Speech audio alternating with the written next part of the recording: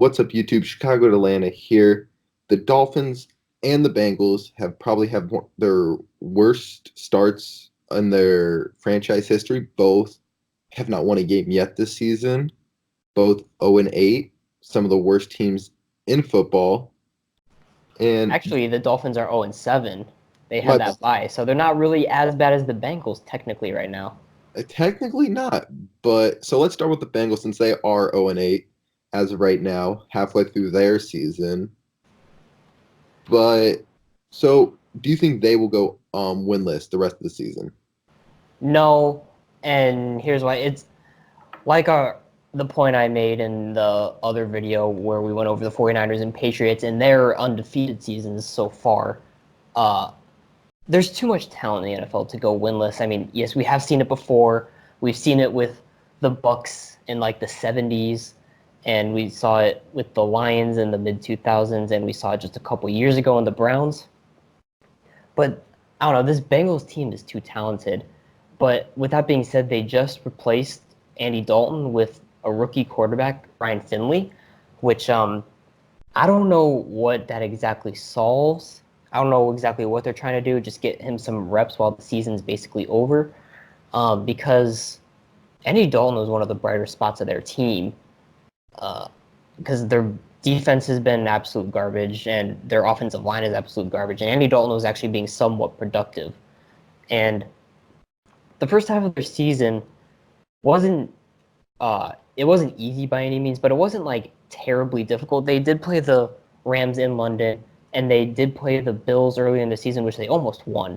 And they did play the 49ers early in the year. But they had some pretty close games in the first half of their season. They lost to the Seahawks by 1, they lost to the Bills by 4, and they lost to the Cardinals by 3, and also played the Ravens pretty well.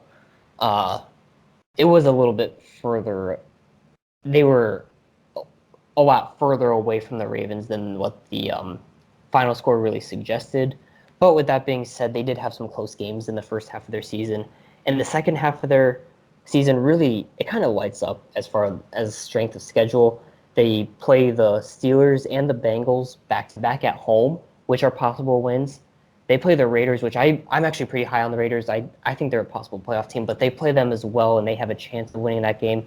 And like we will talk about later in this video, they also play the Dolphins week 16. So they can't both go winless, but as we're going to cover in this video, at least one of them can. But no, I don't think the Bengals will go winless. I think they have too much talent on this team to go winless. Yes, AJ Green's injured and John Ross is injured, but I don't know. They just can't go 0-16. I have them winning 2 games this year. But yeah, that's basically where I stand on it. I'm not like a Bengals expert by any means, but I know enough about them that they're not going to go 0-16. Yeah, there with you. I think they will win a game, just depending on where they will. I don't know. It could be the Jets, could potentially be the Steelers, probably not there. Could be the Browns one of the 2 times they play. The Dolphins are a big possibility that they get a win. But with that move at quarterback, I think they're really looking to see, do we need to draft a franchise guy, or is Ryan Finley a suitable quarterback that we can use maybe for a year or two before you have to go out and get your franchise quarterback, because they have a lot of pieces everywhere that they need to work on.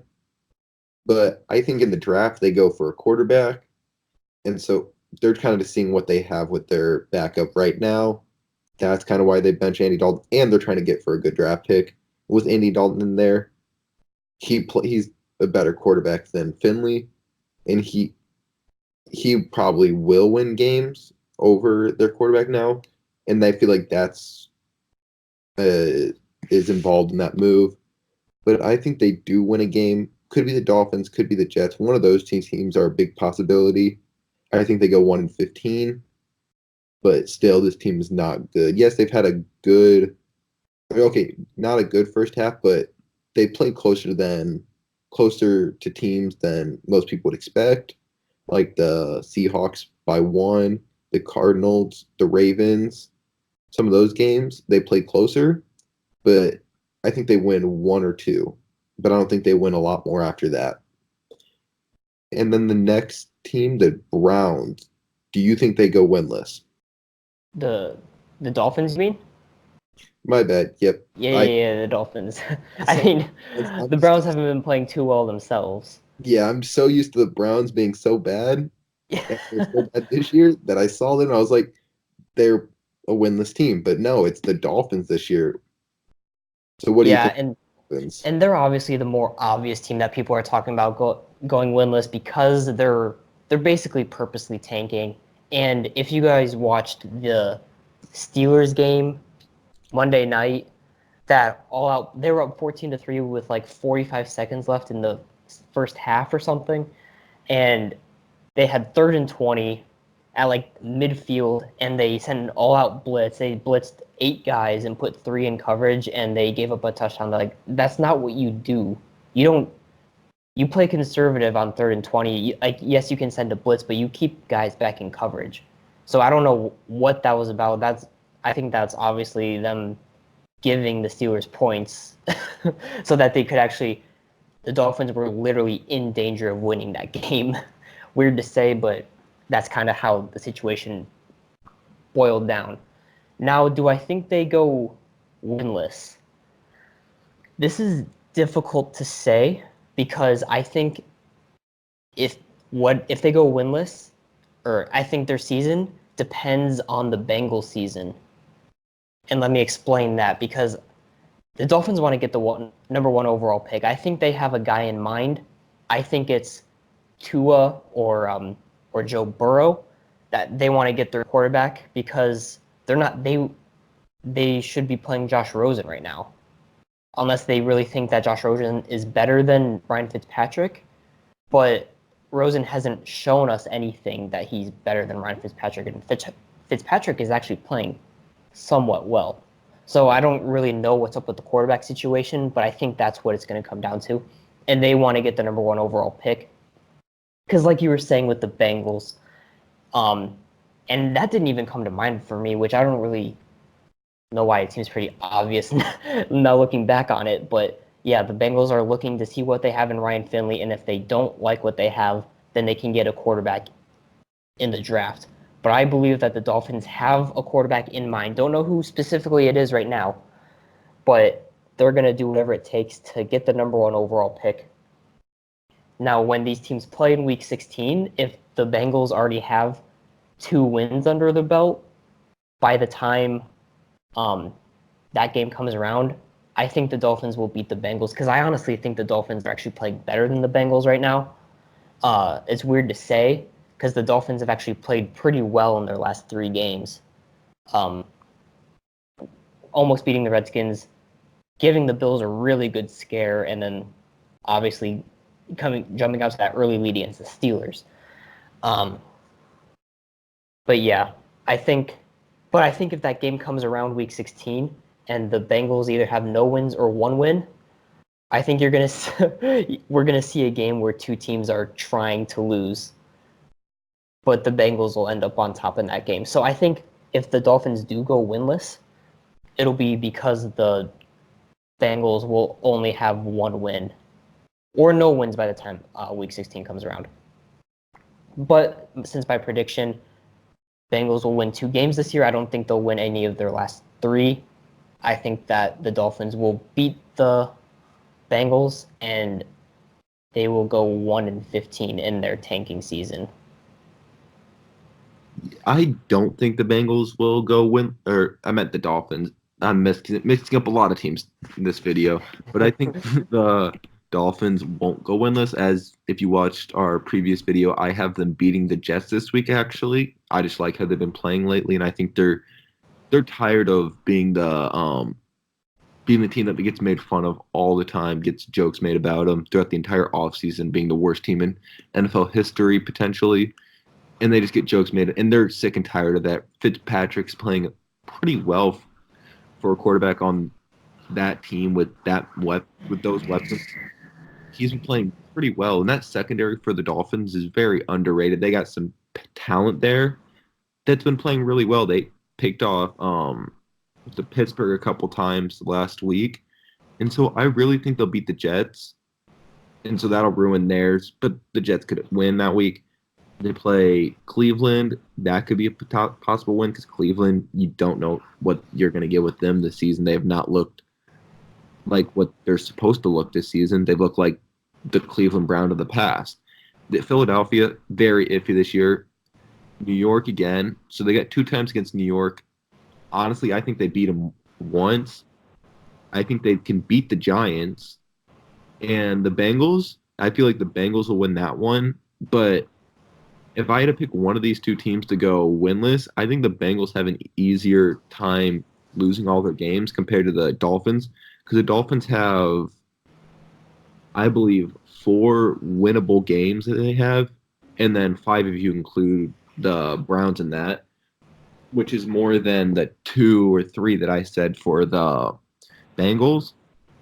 So I think the Dolphins could potentially end up with 3 to 4 wins by the end of the season. No, I don't think it'll happen. They're really trying to lose this season, but still, they have more winnable games than the Dolphins do.